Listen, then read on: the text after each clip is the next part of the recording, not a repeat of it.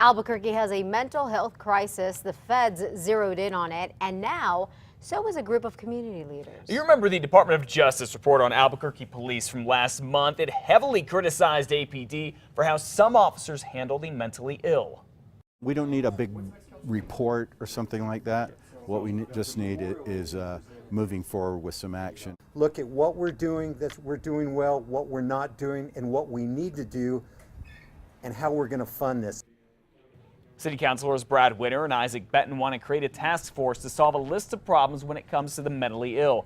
Their group would be made up of leaders and agencies from the city all the way up to the state.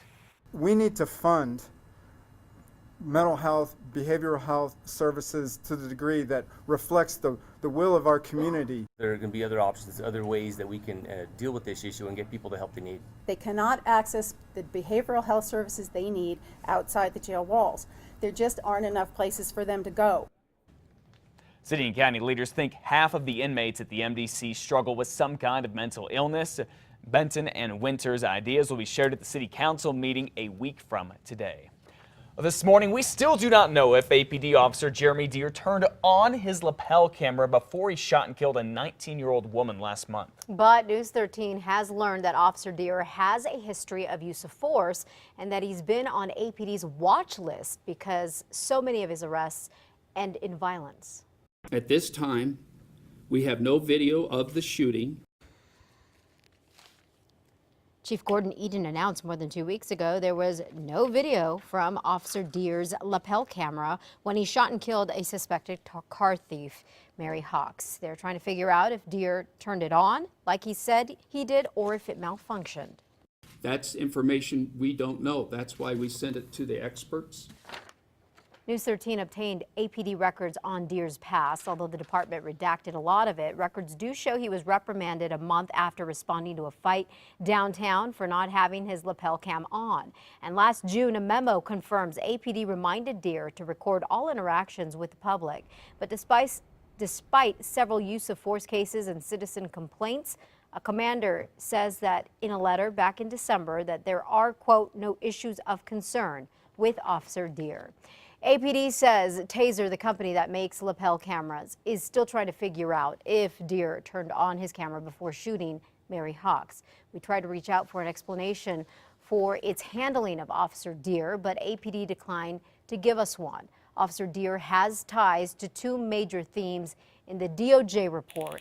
6 of his 11 use of force incidents over the past 2 years involved tasers, something feds say APD officers use unnecessarily and too often.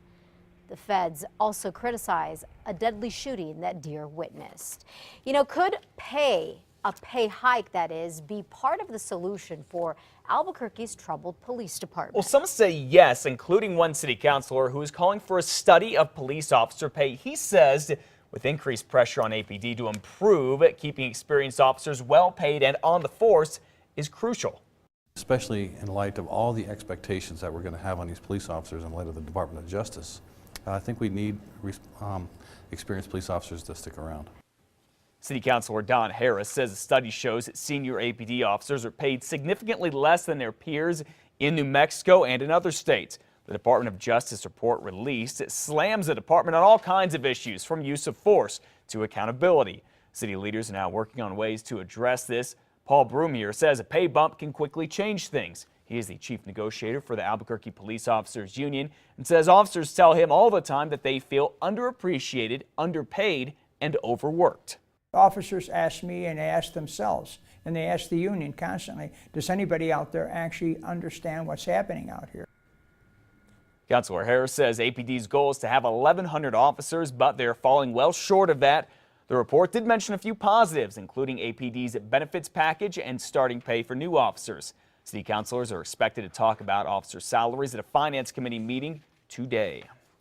Well, City Councilor Diane Gibson here is about to raise the stakes in the ongoing debate surrounding the mayor's vision for ABQ the Plan, specifically improvements along the Rio Grande. Ms. Gibson is sponsoring a plan to take the remaining $2 million in ABQ the Plan's budget and instead use it to improve existing parks and more. Councilor Gibson says with the current economy, the city needs to be careful where it invests. The mayor's chief of staff tells us They will work with Councilor Gibson to ensure funding for ABQ the plan and existing parks.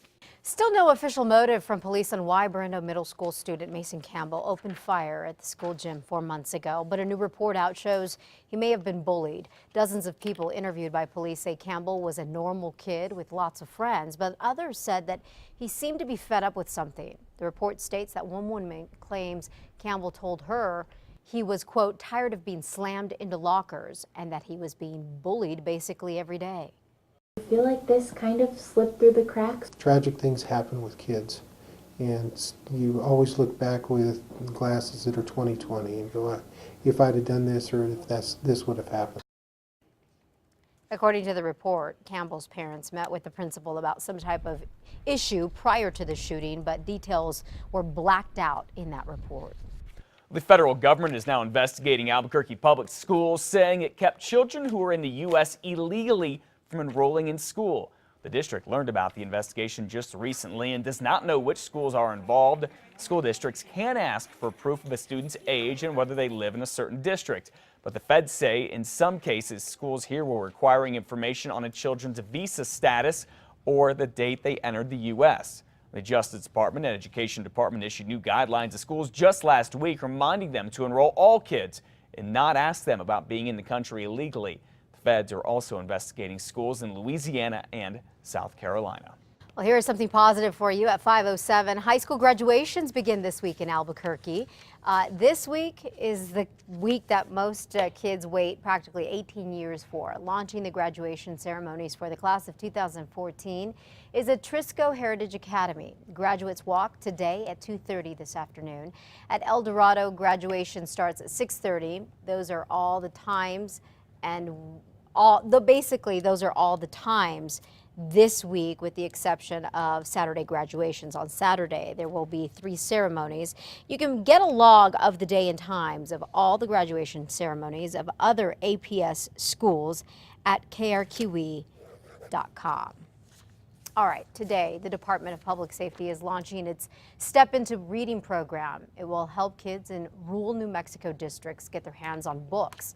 Officers from State Police, Special Investigations Division, and Motor Transportation Police will stop by Hinckley Family Fun Center at 9:30 this morning.